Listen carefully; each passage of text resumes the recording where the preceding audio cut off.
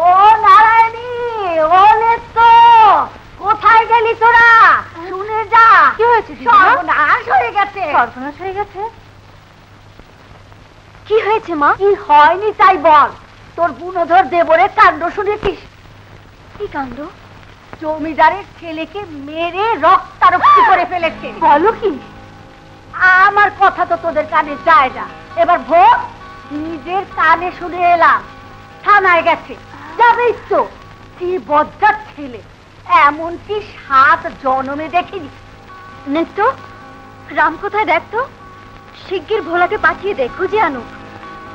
দাঁড়িয়ে রইলি যে, কথাটা কানে গেল না বুঝি? যা, শিগগির যা। খুঁজে কি ওকে পাবি? এতক্ষণে হয়তো থানায় ধরে নিয়ে গেছে। তারা কি থানায় গেছেন? না, জমিদার শিবতুল্য লোক, তাই মাফ করেছেন। কিন্তু গায়ে আরো 5 জন আছে তো। দিন দিন এক একটা নতুন ফ্যাসাদ তৈরি হলে কি করে গ্রামে বাস করি বলো? রাম কই? সে এখনো আসেনি, বোধ করি পালিয়েছে। পালালেও তার সাথে আর সম্পর্ক নেই। সে সৎ মায়ের ছেলে, লোকে নিন্দা করবে তাই তো এতদিন সহ্য করেছিলাম। কিন্তু আর নয়, এখন নিজের প্রাণ বাঁচাতে হবে।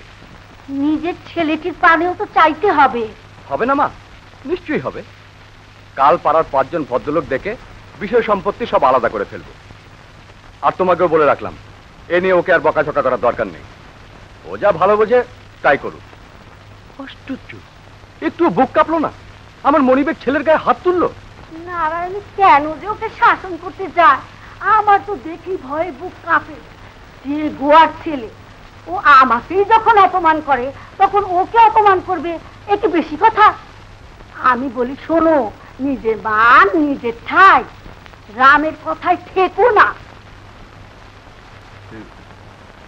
দেখলে বাবা, দেখলে রামের কোনো দোষ ওর কাছে দোষই না। ও ছোড়া ওকে যা দুটো না করেছে।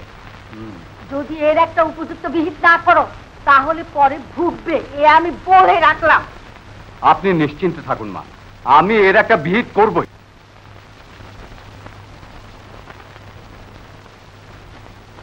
জামাই মুখ গোমরা করে চণ্ডী মণ্ডপে বসে আছে, যা ডেকে নিয়ে আয়। উফ, আমার হয়েছে যত জ্বালা। কোন কুক্ষণে যে বাড়িতে এসেছিলাম ভগবান তুমিই জানো, কপালে কি লেখা আছে।